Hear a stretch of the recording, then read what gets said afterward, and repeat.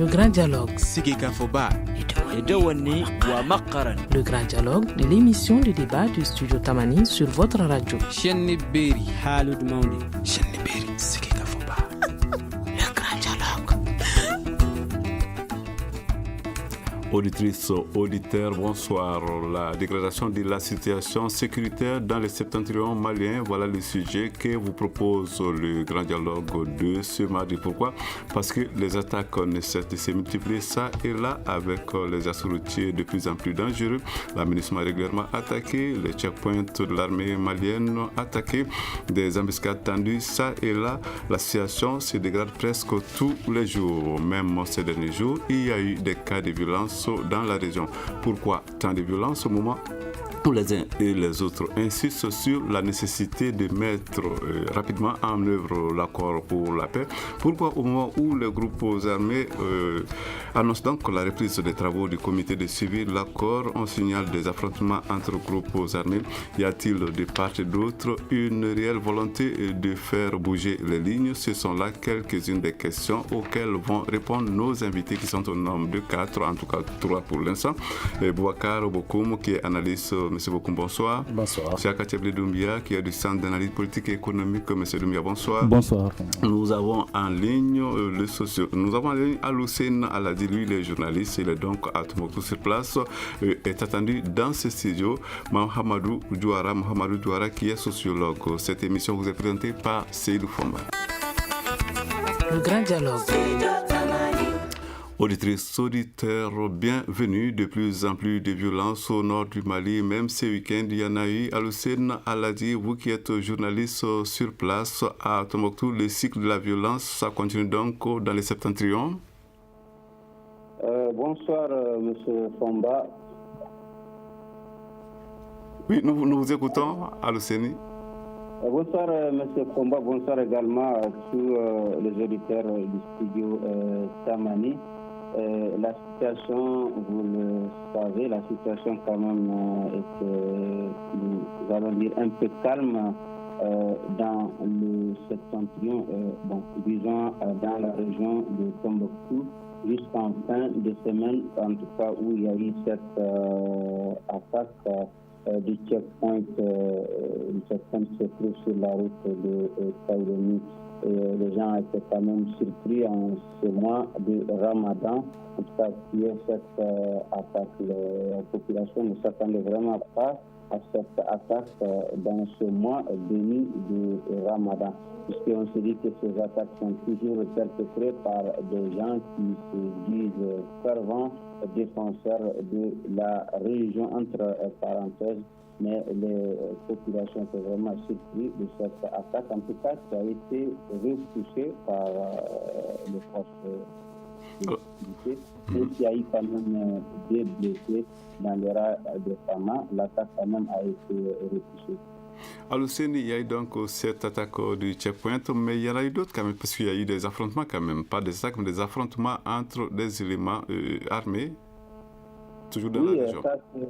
Ça c'est dans la zone de Douanza, bien sûr, en fin de semaine également. Aloussène? Oui, je vous entends, M. Fomba. Voilà, donc il y a eu cet affrontement, mais il y a l'axe Goundam-Tombouctou aussi qui pose toujours problème, n'est-ce pas? Oui, l'axe Goundam-Tombouctou pose toujours problème. Le lundi passé, des forains également ont été attaqués dans la commune de Télé, en tout cas lorsqu'ils revenaient d'une fois, ils ont été attaqués, certains quand même ont été dépouillés de tout ce qu'ils avaient, selon des sources locales quand même que nous avons pu contacter sur place. Donc ce problème continue toujours sur l'axe Goundam-Tombouctou, qu'on dit infréquentable parce que cet axe, il faut le reconnaître depuis un certain moment. Cet axe est infréquentable par les populations, par les passagers qui sont obligés d'emprunter d'autres voies, qui sont obligés de se créer d'autres voies, en tout cas pour arriver à leur destination. Parce que vous savez quand même, la zone Tombouctou-Goundam, c'est quand même un tampon entre Tombouctou et Niakounté. Pour aller à Niakenke, Tonka, cet axe-là. Mais puisqu'il y a cette situation, les gens sont obligés de se créer d'autres chemins en tout cas pour arriver à destination. Donc ce problème continue toujours dans ces zones-là. Alors dans la même semaine également, un véhicule qui quittait Tonka pour Gundam également a été attaqué juste à l'entrée de Gundam. Un passager a été blessé lors de cette attaque, mais le conducteur quand même sorti un dentiste qui, malgré qu'il est quand même écrivé, il a pu quand même rentrer en ville sans problème. Alors Alcini, vous restez donc en ligne, en ligne. On va retrouver dans un instant le temps de retourner dans ce studio pour retrouver d'abord vous. Boubacar Bokoum, vous êtes analyste, je le rappelle. Alors vous venez de suivre quand même presque le point de la situation par rapport à la sécurité à Tombouctou. Alors quelle lecture faites-vous de toutes ces violences qui ne cessent toujours pas? Merci. En fait, je pense que le problème qui se passe aujourd'hui, c'est qu'il y a une connexion évidente entre les djihadistes et certains mouvements, ce qui existait déjà par le passé, et que sous la pression de la France, effectivement, au moment où Serval a intervenu, on a obligé les mouvements à se démarquer des djihadistes. Donc si l'application, effectivement, de l'accord de paix traîne, il va de soi qu'effectivement, ils vont dans une reconnexion. Donc, vous parlez des checkpoints. En fait, les checkpoints, ce n'est pas des dispositifs qui peuvent faire une guerre. C'est juste quelques éléments armés qui sont en position avancée pour permettre de donner juste une alerte. Mais derrière, ça ne tient pas. Derrière, ça ne tient pas. Donc, aujourd'hui, quand vous rentrez dans le processus du DDR, dès que vous parlez du DDR, il y a une panique déjà au sein de ces groupes qui, effectivement, réagissent. Donc, toute cette problématique, aujourd'hui, est posée par effectivement le fait qu'on parle de la démobilisation. Donc, les ressorts qui étaient déjà là reprennent de l'activité parce qu'aujourd'hui, j'estime bien que la communauté internationale ne met pas suffisamment de pression. L'État malien est un peu laissé pour compte. Donc, ce qui fait qu'aujourd'hui, nous avons du mal à maîtriser cet aspect sécuritaire dans notre septentrion. Ok, merci beaucoup, M. Fomba. Bonsoir à tous les auditeurs de Studio Tamani. En fait, bien avant de parler déjà sur le cas de Tombouctou, quand nous étions de voir déjà du 3 jusqu'au 6 mai, il y a eu une attaque généralisée. C'est-à-dire que c'est toute la région, toutes les différentes régions du Nord qui ont subi des attaques. Alors, tout récemment encore, comme vient de le dire tout à l'heure, celui qui est au téléphone à Tombouctou, la région de Tombouctou, oui. La région de Tombouctou subit de plein fouet les attaques. Mais moi, à mon avis, qu'est-ce qu'il y a lieu d'abord de faire? Peut-être qu'on va essayer de voir qui sont ces groupes, essayer un peu d'analyser, voir si on peut peut-être poser un principe à la matière.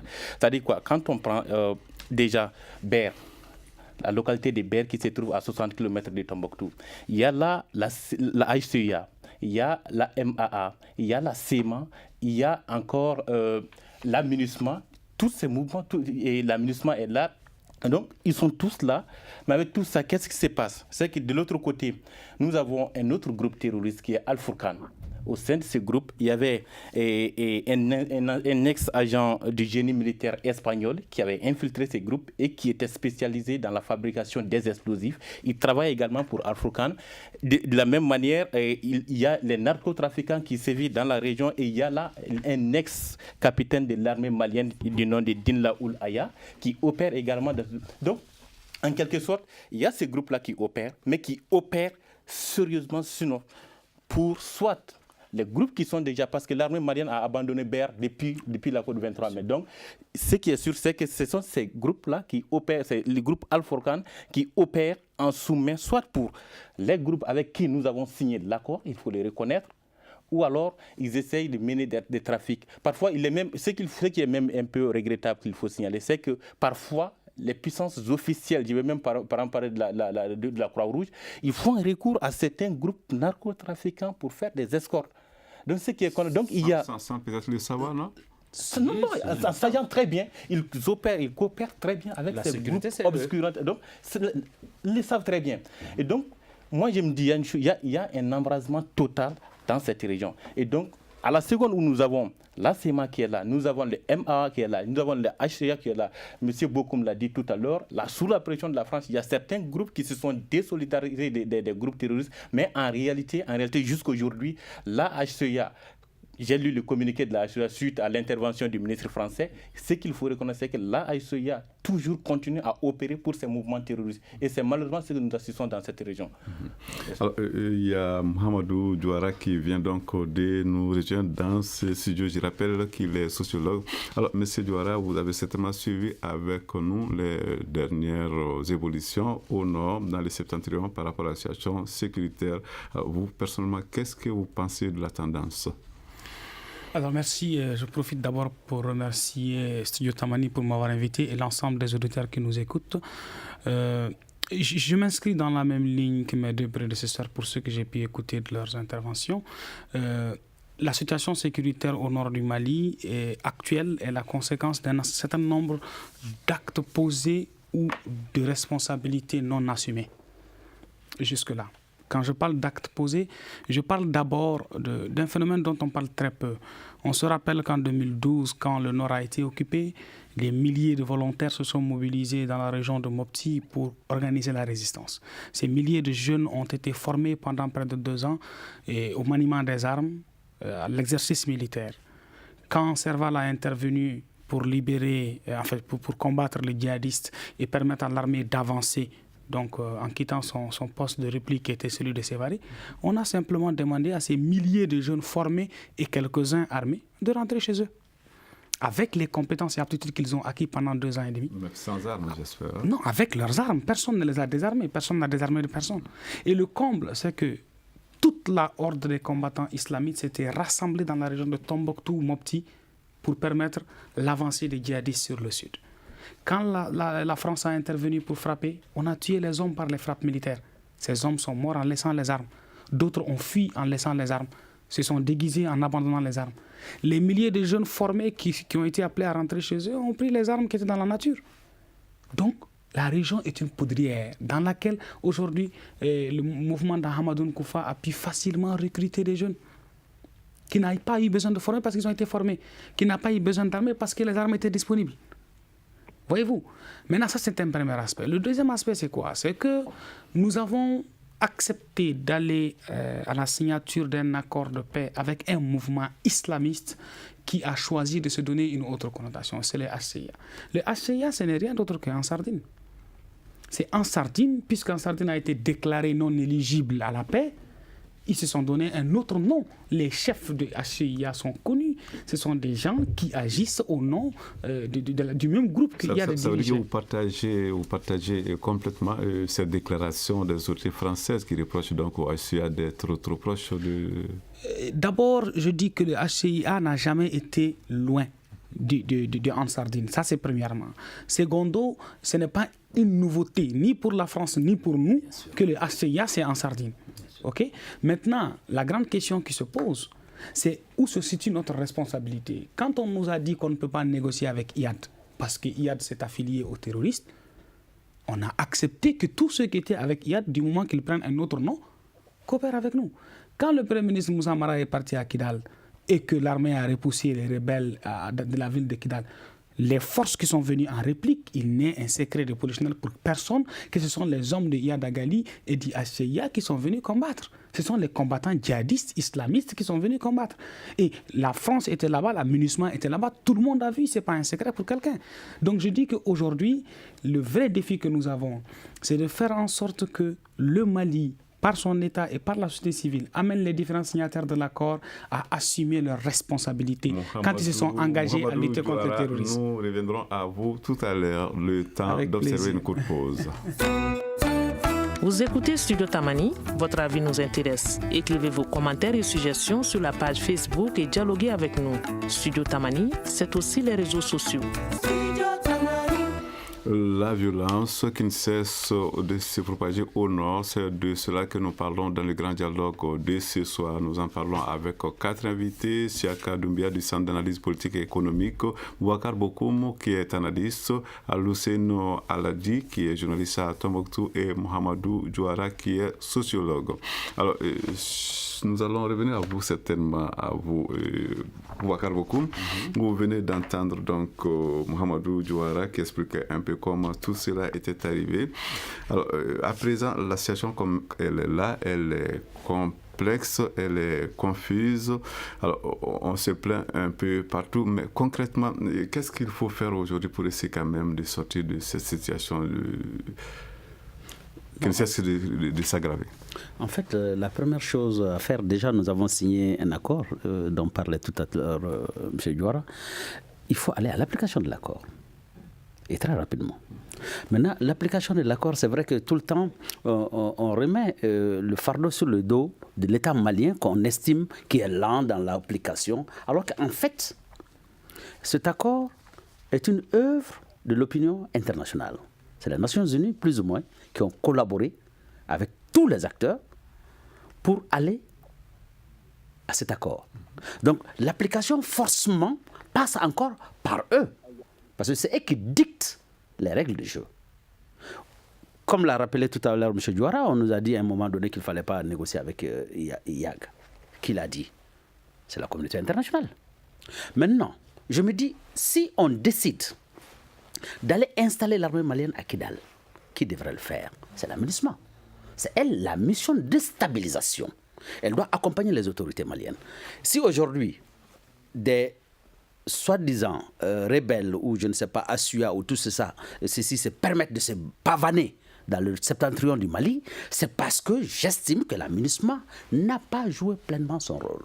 Il s'agit d'accompagner, d'aller installer l'armée malienne. Parce que tout ce qu'on parle, la guerre, la MINUSMA n'a pas vocation de faire la guerre. C'est l'armée malienne qui devrait la faire. Donc il faut qu'il nous aide à installer cette armée et l'équiper convenablement et qu'on aille traquer ces djihadistes. C'est de ça qu'il s'agit. Il faut donc équiper l'armée, il faut traquer les djihadistes, mais ça fait la énième fois qu'on évoque une hypothèse, c'est celle de pouvoir peut-être négocier avec Iyad Agagali. Alors lorsqu'on dit cela, alors, en tout cas moi, je me pose des questions parce que avec tout ce que ce monsieur a posé comme acte, avec sa position connue de tous, je ne sais pas de quoi on peut parler avec lui. Vous savez, de toutes les façons, ça ne pose pas de problème de toujours négocier dans ces cas de figure. En fait, c'est toujours sur une base, M. Bokoum, oui, n'est-ce pas? Bien sûr. Il faut d'abord qu'on accepte le principe de la négociation et savoir sur quoi on négocie.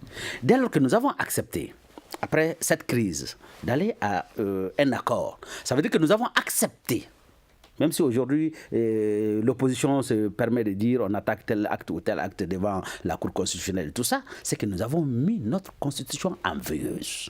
Parce que nous sommes dans une transition. Donc on ne peut pas parler d'une chose et son contraire en même temps. Donc la constitution après l'accord. Mais bien entendu.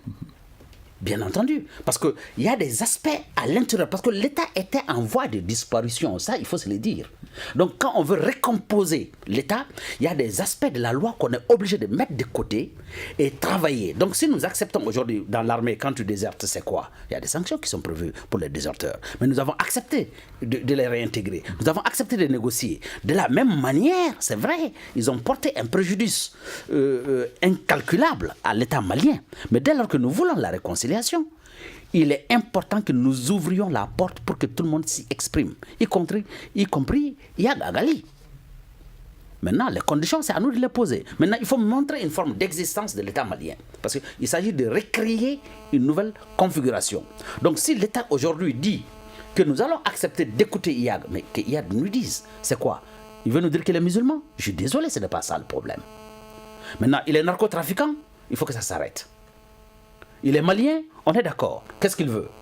Maintenant, il faut qu'on pose concrètement les jalons de ce que nous voulons, nous en tant que Maliens, et lui, en tant qu'ex-rebelle ou ex-narcotrafiquant, qui nous dise qu'est-ce qu'il attend de l'État malien. C'est ça la problématique. Alors, nous allons du côté de Tombouctou pour rejoindre donc Aloussène Aladi. Je rappelle qu'il est journaliste sur place. Alors, Aloussène, vous êtes là-bas avec les Tombouctiens, vous échangez avec eux. Alors, qu'est-ce qu'ils pensent d'une façon générale de l'évolution de cette situation, la situation sécuritaire au nord? Bon, la situation sécuritaire, vous le savez, le suivant en tout cas avec attention, parce que ça nous concerne en premier, puisque tout ce problème, c'est parti quand même à réception malien. Donc, cette situation, j'aimerais d'abord rebondir un peu par rapport à ce que les deux premiers intervenants ont dit, également celui de Douara. Surtout en parlant du DDR. Parce que ce problème aujourd'hui, c'est quoi? C'est que les DDR, tant que le processus de DDR n'est pas enclenché véritablement, je l'ai une fois dit sur les industries de Tamani, cette situation ne va pas changer. Parce que imaginez, au début de la crise, il y avait vous convenez avec moi qu'avec le MLA. Mais aujourd'hui, on se retrouve avec une dizaine de groupes armés. Vous convenez avec moi. Aujourd'hui, il y a des individus armés, des individus isolés de ces groupes armés qui sont en train d'opérer dans le septentrion. Et ces groupes armés n'ont même pas, en tout cas, ne maîtrisent même pas ces individus-là. Ils n'ont pas la même maîtrise, ces individus-là. Donc, tant que ce processus n'est pas enclenché pour qu'on sache qui doit faire quoi, aujourd'hui, cette situation ne va pas s'arrêter. Parce que ces individus, il faut les reconnaître, ils ne sont pas sous les ordres de tel ou de tel groupe armé, ils sont sous leur propre ordre. Donc, ils sont obligés, il faudrait dire, de chercher à suivre. Donc, ils vont faire des attaques, ils vont braquer des gens et ils seront peut-être sous les ordres des plus offrants. Donc là, cette situation ne va pas changer. Il y a beaucoup de localités dans lesquelles l'armée malienne n'est pas présente, des localités dans lesquelles l'administration malienne n'est pas présente, des localités qui ne sont pas sous notre contrôle. Donc là, avec cette situation, c'est vraiment inquiétant. Donc chaque fois, ces attaques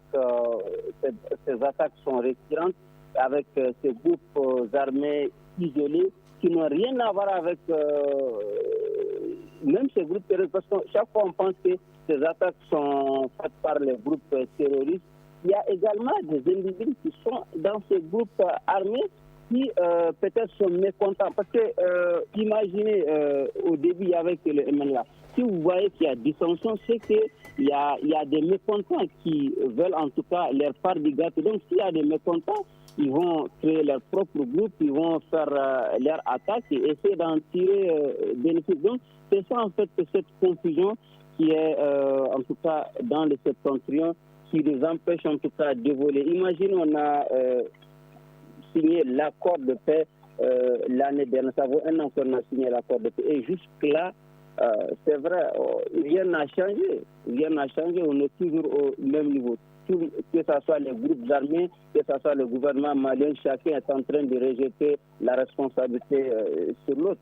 Donc, tant que le processus de DDR n'est pas véritablement enclenché, c'est la seule solution en tout cas pour mettre fin à cette situation. Même si on ne va pas mettre fin à cette situation, en tout cas, ça va atténuer cette situation. Je le disais au début, les Tombouctiens étaient surpris de voir en tout cas une attaque en plein mois de Ramadan, l'attaque qui s'est passée en fin de semaine. Nous étions quand même surpris de cette attaque-là. Alors, maintenant, je me tourne du côté de Siaka Tcheblé Doumbia, des individus armés non identifiés. Voilà, c'est le terme qu'on utilise le plus souvent chaque fois qu'il y a ce genre de troubles, ce genre d'attaque. Donc, on ne sait pas généralement qui est derrière, sauf quand c'est réclamé. Mais c'est vrai que quand il y a ces attaques, on pense très souvent donc à Iyad Agagali, dont parlait tout de suite M. Bokoum. Alors, vous aussi, Siaka, dites-nous... négocier avec ces messieurs qui quand même partagent désormais d'autres valeurs. Ces messieurs, on peut se l'imaginer s'il doit quand même venir à une table de négociation avec le Mali officiel un jour, c'est certainement pour imposer certainement ses principes de sa charia. Alors je ne sais pas, maintenant quand on avance cette hypothèse, je ne sais pas sur quoi elle se fonde. Qu'est-ce que vous en dites? En fait, Fomba, ce n'est pas la première fois qu'on me pose cette question. D'ailleurs, dans ce studio, comme on le dit, que chacun a son terroriste, c'est ce qu'on a l'habitude de dire. Mais avec le cas de Iyad, je crois qu'il faut être extrêmement prudent. La personne de Iyad ne compte pas. Mais ce sont ses réclamations qui comptent. Qu'est-ce qu'il veut? C'est ça qui pose question. S'il dit qu'il lutte pour la religion, eh bien nous avons déjà des instances ici qui s'occupent des questions religieuses, avec qui il peut se rendre en conflit. Nous avons des limites bien tracées. Nous avons des limites bien tracées pour ce qui concerne les domaines qui relèvent de la religion. Et donc, s'il y a une autre revendication, quelle qu'elle soit, qui rentre dans ce cadre, eh bien, libre à lui de discuter.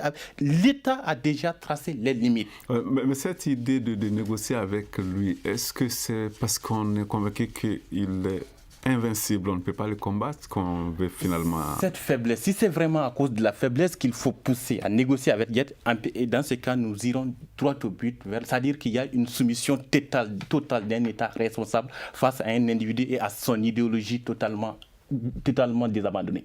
Donc, moi, je me dis, la faiblesse aujourd'hui ne doit pas nous pousser à dire que nous allons négocier avec Iyad. D'ailleurs, Iyad, aujourd'hui, il l'a dit tout à l'heure au téléphone, Iyad a déjà du mal à maîtriser ses propres troupes. Et qui peut aujourd'hui paraître que, honnêtement, ces gens-là sont en train de travailler pour dire chacun essaie de lutter pour son gain quotidien. Ce qu'il faut maintenant, il faut peut-être ratisser la zone. En quoi faisant? En partant vers les DDR, c'est-à-dire la démobilisation et la réinsertion. Lorsque nous essayons de ratisser les territoires, toutes les forces avec qui nous avons signé l'accord, qu'ils rentrent dans un cadre précis et qu'une sorte de sérénité, c'est-à-dire des calamités, reviennent sur le territoire, en ce moment-là, tous ceux qui vont se bavarder avec des armes seront considérés comme des ennemis, qu'ils fassent partie du camp de Iyad, qu'ils fassent partie du camp de Hakmi, qu'ils fassent partie du camp de Moujaou, seront tous considérés comme des ennemis. Mais tant qu'on n'est pas passé à ce stade-là, il est totalement difficile de distinguer qui est qui dans cette situation. Mohamedou Diawara. Ok, merci. Moi, je pense que la question est extrêmement importante. Je me suis permis de parler de ça en un moment où les gens ne se permettaient pas de le faire ici dans ce studio. Nous sommes face à une situation. Quand on dit négocier avec Iyad, je pense qu'il y a 3 questions qu'il faut se poser. D'abord, Iyad, c'est qui? Première question. Deuxième question, pourquoi faut-il négocier avec lui? Troisième question, peut-on faire autrement? La première question, Iyad, ce n'est pas l'homme individuellement. Iyad, c'est le HCUA. Iyad, c'est tous les combattants de la tribu des Iforas qui sont au haut sommet de la hiérarchie des Touaregs. Iyad, c'est tous les combattants qui étaient avec Ibrahim Agbahanga. Iyad, c'est Hassan Agfagaga et tous les hommes qui sont derrière lui. Iyad, c'est une bonne partie des combattants de la tribu des Idnan.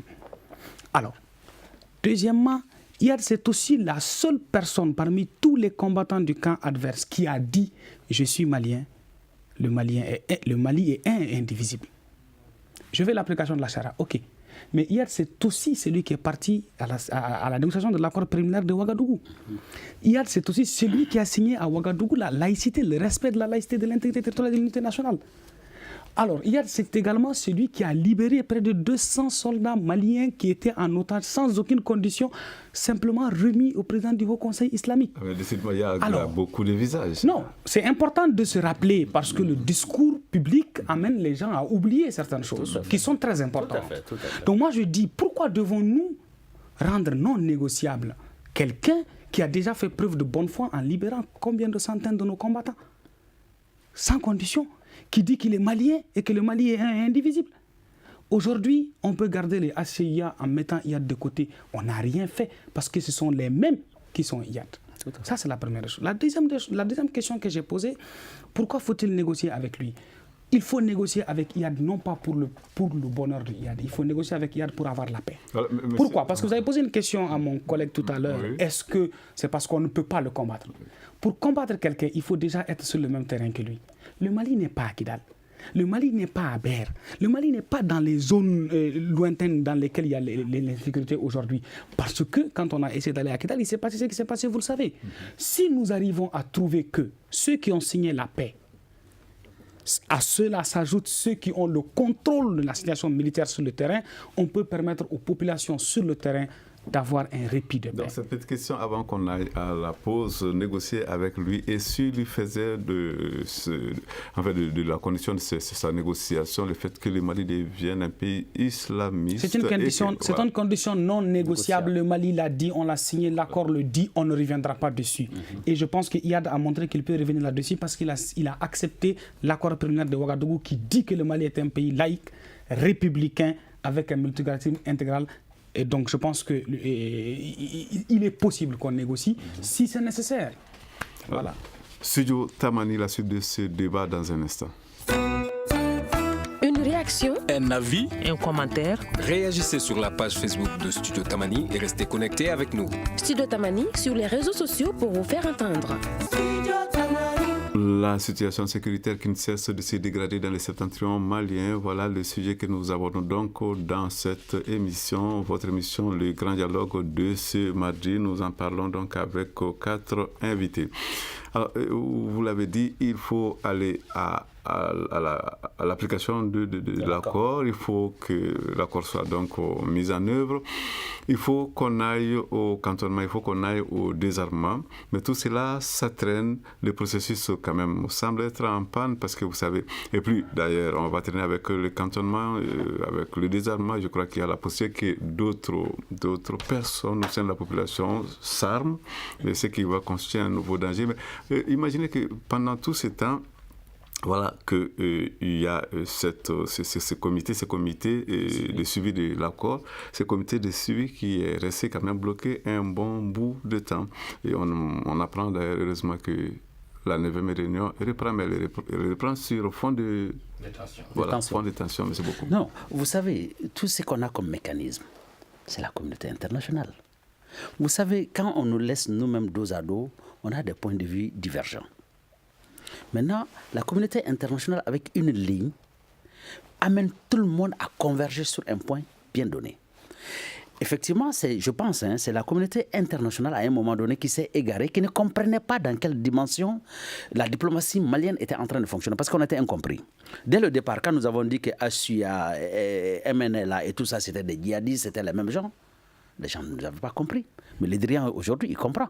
Ils nous donnent raison. Donc, ça veut dire que la configuration du conflit est telle que si les lignes ne sont pas bien dictées par la communauté internationale et qu'elle accompagne sérieusement la ligne que l'État malien aura fixée, l'application devient difficile. Parce que quand vous parlez du DDR tout de suite, il parlait de Kidal, ce qui s'est passé, tout le monde le sait. Maintenant, pour que l'armée malienne soit présente à Kidal, nous, en tant qu'armée nationale aujourd'hui, quand nous allons nous déployer à Kidal, qu'est-ce qui va être dit? Nous avons agressé, nous avons violé l'accord. Et c'est un conflit que nous allons créer. Mais si la communauté internationale décide aujourd'hui que l'armée malienne doit aller à Kidal et qu'on est escorté, installé, les gouverneurs sont installés et toutes les autorités sont installées, assistées par les Nations Unies, et que déjà les rebelles et les djihadistes sont dans leur retranchement, donc le problème ne se pose plus parce qu'on reconstitue un État. Mais si la MINUSMA ne se donne pas cette mission, parce que chaque fois qu'on leur pose la question, ils disent que leur mandat, ils n'ont pas mandat pour aller faire la guerre. Donc ils stabilisent. Maintenant, cette stabilisation, elle consiste à quoi faire? Le problème, il est là. Maintenant, si on laisse l'État malien à lui seul, mais qu'est-ce que nous pouvons faire? Alors, puisque vous parlez de ces mandats de la MINUSMA, vous savez que ces mandats doivent être renouvelés le 29. Alors, il s'est passé, vous suivez un peu les dossiers. Alors, on a entendu des propos du secrétaire général des Nations Unies. On a jeté un coup d'œil sur le rapport. Apparemment, on va vers quand même un changement de mandat. Oui, mais ça ne change pas grand-chose. Parce qu'en réalité, les choses qui ont été dites depuis très fort longtemps, qu'ils n'ont pas appliqué, ils sont en train d'aller... Mais ce qu'il faut comprendre avec les Nations Unies, c'est que je me plais toujours à dire que c'est le grand machin, comme le disait De Gaulle. En fait, qu'est-ce qui va se passer? On va renforcer peut-être les moyens des Nations Unies, mais ça fera que permettre à la MINUSMA de s'éterniser. Si on ne fait pas attention, la MINUSMA va s'embourber au Mali. Le problème, c'est ça. Serval est très vite parti pour ne pas s'embourber. On a trouvé une formule Barkhane qui, de mon point de vue, si Barkhane veut être réellement efficace, ce serait en concomitance avec l'armée malienne. Et je ne sens pas cette grande complicité et cette grande connexion parce que l'armée malienne n'a pas les moyens de faire la guerre, mais ceux qui ont les moyens n'ont pas le droit de faire la guerre. Voilà l'équation. Donc, il s'agit maintenant de ramener les choses dans leur contexte réel, qu'on permette à l'armée malienne de pouvoir faire ce combat. Et aujourd'hui, on ne nous laisse pas les mains libres pour faire ce combat. Voilà le problème. Alors, je crois que nous donnons la parole à vous, Chaga Tcheblé. Oui, M. Fomba, vous savez, pour ce qui concerne la mise en œuvre de l'accord, moi je crois que la responsabilité est partagée. Il y a la responsabilité de la communauté internationale, il y a la responsabilité des groupes armés avec qui nous avons signé l'accord et bien entendu il y a la responsabilité de l'État malien, de la société civile malienne. Quand on vient avec la responsabilité, avec la communauté internationale, à la seconde où vous avez déclaré que la crise au Mali peut constituer une menace pour la paix et la sécurité internationale, je pense qu'il va de soi qu'elle doit se doter tous les moyens et tous les mécanismes nécessaires pour stopper cette crise. Mais nous avons l'impression qu'il y a une façon de maintenir le statu quo. Qu'on ne bouge pas. Je n'ai pas compris votre... Quand on dit que la crise malienne constitue une menace pour la paix et la sécurité internationale, cela doit avoir pour conséquence que les Nations Unies se donnent les moyens nécessaires pour stopper cette crise-là ici au Mali. D'accord. Ça, c'est la première vision que j'ai. Mais lorsque nous étions de regarder les mandats que vous étiez en train d'analyser tout à l'heure, on dit chaque fois le mandat des Nations, le mandat de la MINUSMA ne nous permet pas de faire ceci, le mandat de la MINUSMA ne nous permet pas de faire cela. Mais ce qui est là qu'il faut regretter, c'est que si nous sommes là, si nous avons reconnu l'intégrité territoriale du Mali, si nous avons reconnu le principe de l'unité de l'État du Mali et que nous avons signé un accord, il faut peser de tout son poids pour que cet accord-là, aussi mauvais soit, nous l'avons discuté ici. La question n'est plus à ce stade-là, mais il faut une bonne fois pour toutes en terminer. Et celui qui est notre interlocuteur qui est au téléphone de l'autre côté peut le confirmer. Vous avez parlé à Tombouctou, au moins il y a 6 vols de reconnaissance de la MINUSMA qui s'effectuent de façon quotidienne. Mais pour quels résultats à la limite? C'est la question qu'il faut se poser. Donc si nous avons une force qui opère sur le terrain et qu'on ne donne pas mandat, sinon moyen à cette force de stopper une certaine hémorragie, eh bien on a tendance à comprendre qu'on est là pour maintenir une certaine statu quo sur place. Ça c'est pour ce qui concerne la communauté internationale. Pour ce qui concerne maintenant les groupes armés avec qui nous avons signé l'accord, moi je crois qu'il y a un manque criard de volonté à aller vers la paix. Ça il faut vraiment l'assumer. Les limites ont été tracées et bien l'accord a été signé. Pourquoi en faire des blocages à chaque niveau? On s'attendait, moi personnellement je m'attendais à ça, mais à chaque niveau on essaie de retarder la mise en œuvre de l'accord. Et de tout cela, si la société civile malienne savait de quoi il s'agissait, savait de quoi il était nécessaire de penser, ici au sud, mais déjà à Gao, on est beaucoup plus actifs. Mais qui a intérêt à ce qu'on retarde tout cela? Qui a intérêt? Eh bien, d'abord les groupes armés. Les groupes armés. Lorsque moi je vis des narcotrafics, lorsque moi je vis de l'illégalité totale, moi je n'ai pas intérêt à ce que l'accord-là puisse être appliqué sur le terrain. Il faut maintenir la situation. Donc, la question que moi je me pose et qui me paraît beaucoup plus intéressante, peut-être que je renvoie la question à mes deux interlocuteurs, pourquoi en revanche la communauté internationale a tendance à maîtriser les statu quo, à maintenir les statu quo? Sinon, ce n'est pas quand même la question sur les groupes armés qui me pose question. Nous allons d'abord je vais vous mettre à l'aise. Hein. Vous savez, très rapidement, parce que nous devons faire un tour à Tombouctou. Vous savez, moi je me pose la question aujourd'hui, en termes de géopolitique. Aujourd'hui, moi je me rappelle depuis qu'on était tout jeune, on nous dit que la France a besoin des Thessalites, on a besoin, le problème du Nord c'est les États-Unis, ainsi de suite. Mais c'est de se dire nous-mêmes, qu'est-ce que nous faisons des Thessalites, des Kidal, ou qu'est-ce que nous voulons? Si Thessalite se trouve être un point géostratégique, nous n'avons pas de missiles balistiques, nous n'avons pas de satellites en orbite. Qu'est-ce que nous avons? Et depuis que nous sommes tout petits jusqu'à aujourd'hui, qu'est-ce que nous faisons des Thessalites? Donc il s'agit de se poser les bonnes questions. Si la France dit qu'elle a besoin de Thessalites, mais c'est pour faire quoi? Si nous acceptons de donner Thessalite par exemple à la France parce que la France a besoin de surveiller le monde ou je ne sais pas quoi, c'est de dire en contrepartie, qu'est-ce que la France apporte comme développement réel? Combien de mirages ils vont donner au Mali? Combien de F-16, je ne sais pas? Qu'est-ce qu'on va nous donner comme moyen logistique à nous autres? Vous parlez de données qui nous Thessalite comme une base militaire. Mais ça dépend. Je ne dis pas qu'il faut une base militaire. C'est aux Français de nous dire qu'est-ce qu'ils veulent en faire. De toutes les façons, moi, en tant que Malien, je ne sais pas qu'est-ce que le Mali peut en faire. Évidemment qu'il ne s'agit pas d'en faire cadeau, évidemment. Mais bien sûr, il s'agit juste d'être réaliste et de bien négocier et de savoir ce que nous voulons. Nous allons rapidement quand même à Tombouctou retrouver Aloussène Aladji qui est journaliste. Il a fort envie de réagir. Aloussène Aladji. Oui, monsieur Fomba. Vous savez, en tout cas, la paix n'arrange pas certains, la paix n'arrange pas tout le monde. C'est quand même des millions qui sont quand même en jeu. Donc, autant que cette situation dit, ça arrange en tout cas des gens qui vont quand même gagner des millions. Imaginez que cette situation finisse tout de suite.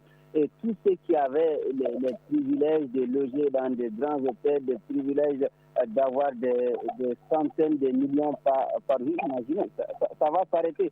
Donc, autant que cette situation dit, ça va arranger certains ceux qui ont ces privilèges-là. Donc, si cette situation, même si ça dure 5 ans, ce n'est pas le problème. Si la situation, ça dure 5 ans, ce n'est pas le problème. S'ils continuent de recevoir les millions quand même qui sont en jeu, la situation peut durer aux grandes dames de Mali. Vous l'avez dit, le processus est en panne.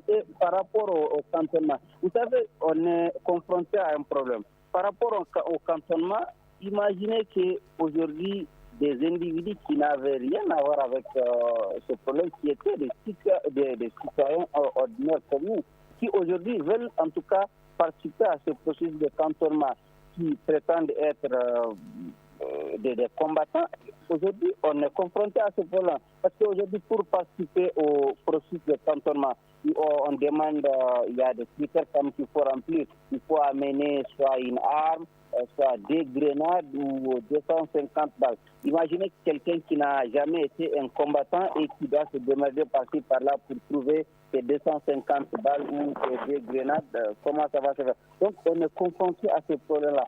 Et ces groupes armés aussi qui sont disséminés par-ci par-là aussi sont en train de chercher par-ci par-là des combattants qui au début n'étaient pas avec eux, mais étaient seulement des citoyens ordinaires, mais qui par la suite, parce qu'ils pensent que dans le cantonnement il y a des millions, donc il faut rejoindre ces groupes armés-là. Et j'ai l'habitude de causer avec des gens qui ne sont même pas du Nord, qui sont par exemple de Bamako, de Ségou et d'autres localités, qui me disent oui, nous on veut aller au cantonnement parce qu'on a appris qu'il y a beaucoup de millions de dollars. Je leur dis mais non, c'est pas la réalité. Ceux qui bénéficient des millions, c'est seulement les quelques chefs qui dirigent ce cantonnement. Mais dire que tous ceux qui participent au cantonnement vont gagner des millions, c'est vraiment du bloc. Les mots de la fin avec vous, M. Douara. Alors, je vais, si vous me le permettez, intervenir rapidement sur trois aspects.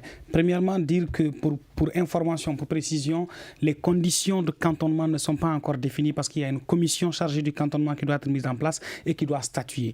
Actuellement, les mouvements sont en train de rassembler leurs hommes dans leur base. Ce n'est pas le cantonnement. Et les conditions qui sont en train d'être énoncées sont des conditions standards en général utilisées par les Nations Unies, mais qui ne sont pas encore les conditions officielles dans le cadre du cantonnement au Mali. Ça, c'est une information importante que je demande à notre collègue de relayer aux gens sur le terrain. Je vais rapidement revenir sur la question de la mise en œuvre de l'accord pour dire qu'il faut qu'on se rappelle que l'accord, c'est d'abord un processus. C'est un processus et le calendrier de mise en œuvre fixé à l'intérieur de l'accord est un calendrier qui a été trop ambitieux. Mais en la matière, aujourd'hui, il y a d'énormes avancées enregistrées en termes de mise en œuvre de l'accord. D'énormes avancées. Il y a la commission de suivi de l'accord qui a été créée. Toutes les dispositions réglementaires que l'État devait mettre en place, pratiquement, ont été mises en place. Des lois, des projets de loi ont été faits. L'Assemblée les a entérinés. On a mis en place la commission vérité, justice et réconciliation. On a mis en place le conseil chargé de la réforme du secteur de la sécurité. On a mis en place la commission DDR. On a fait une loi pour la mise en place des il reste à passer à l'acte maintenant. Non, ce que je veux dire, c'est que ça, ce sont des actions qui sont posées. La commission vérité, justice et réconciliation est opérationnelle. Elle a fait des documents qui sont dispatchés aujourd'hui, qui sont disponibles. Et aujourd'hui, il y a le MOC qui est en place, le mécanisme opérationnel de coordination qui est en place. Il y a des patrouilles mixtes qui sont en train d'être mises en place sur le terrain. Je veux dire que l'État, pour ce qui est de sa responsabilité, qui est de faire des dispositions juridiques pour permettre aux dispositions de l'accord d'être applicables dans le pays, a fait d'énormes avancées. Maintenant, pour la question spécifique du DDR, il faut reconnaître qu'on est dans un enlisement. Pourquoi ? Oui, rapidement, on est dans un enlisement parce que les mouvements disent qu'ils ne sont pas prêts à aller à un cantonnement en se désarmant tant que les avancées que l'accord les promène ne sont pas acquis. La MINUSMA ne veut pas cantonner des combattants qui ont encore des armes. L'État, dans cette situation, se trouve au milieu de deux feux. Il ne sait pas quelle position prendre. La communauté internationale reste muette et assistante. Donc je dis, j'appelle vraiment à la communauté internationale, aux signataires de l'accord, à respecter les engagements de l'accord. Ces engagements sont très bien précis au niveau du chapitre 1 de l'accord. Nous aurons l'occasion de revenir sur ce sujet combien important. Je rappelle que c'est de l'insécurité plutôt au nord du Mali que nous parlions avec Siaka Tiablé Doumbia du Centre d'analyse politique et économique, Boubacar Bokoum qui est analyste, Alucène Aladi, journaliste à Tombouctou, Mohamedou Diouara qui est sociologue. À la mise en onde, nous avons Péting Diara, Mamadou Ouattara, régie vidéo, Ousmane Djadje Touré qui est donc le directeur de cette émission. À la présentation, il y avait moi-même Seydou Fomba. On se retrouve demain pour un autre débat. Le grand dialogue. Le grand dialogue de l'émission de débat du studio Tamani sur votre radio.